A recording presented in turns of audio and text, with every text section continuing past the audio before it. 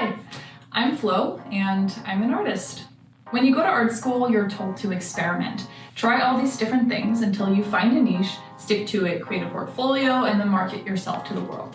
So what do you do when you can't find a niche? You like way too many different things. If you're anything like me, you keep trying everything. I've always loved the arts. I've always been singing, dancing, doing theater, doing music, anything you could think of, I was a part of.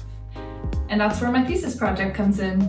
I created Flow in order to embody my love for the arts, give Montreal artists a space to connect with their audience and share their experiences.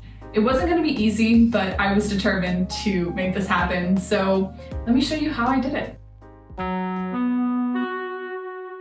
So before I did anything, I had to figure out what were the specifics of my project. How many pages was I going to have? How many artists was I going to include? What was the general aesthetic of my magazine? So I put together a pitch presentation with mood boards, mind maps, type exploration so that I could showcase to my advisors and give them a better sense of what I was going for. Once that was approved, I moved on to step 2. I took a couple pages from the school printer and added them into a makeshift catalog. And then I added post-it notes on each of the pages to help me get a sense of what the pacing was going to be without me having really anything set in stone. Once I was happy with everything, I moved on to InDesign. I'm not a fan of InDesign, but I definitely had to get acquainted with it for this project, and I mean, it worked out, so.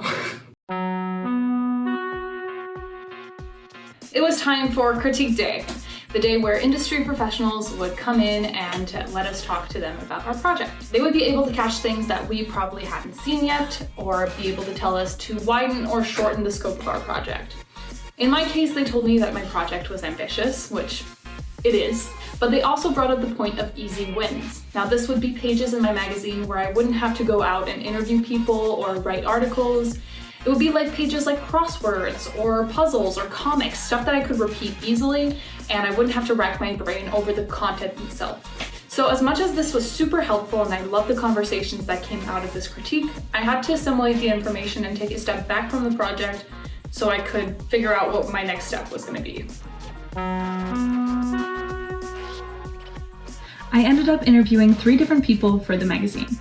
Zoa Khan, a henna artist, José Bisaillon, a children's book illustrator, and Jeanne Briand, an editorial illustrator.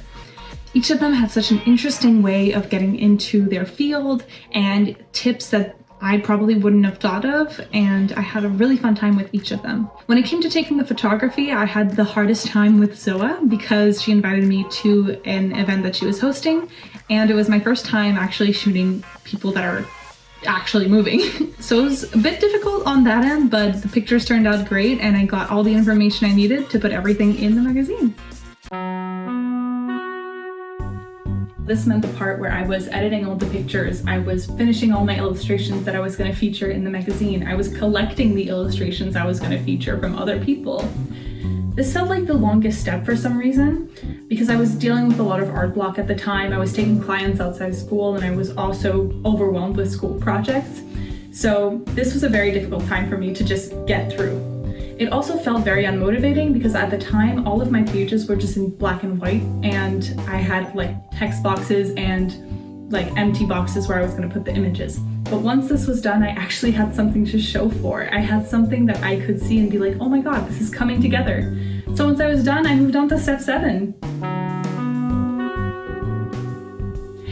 Initially, I wanted to do a sort of Devil Wears Prada type catalog where people could just flip through and see my magazine, but also see my process and the creative decisions that came before doing the actual book. My one problem with that was that I actually wasn't doing any process.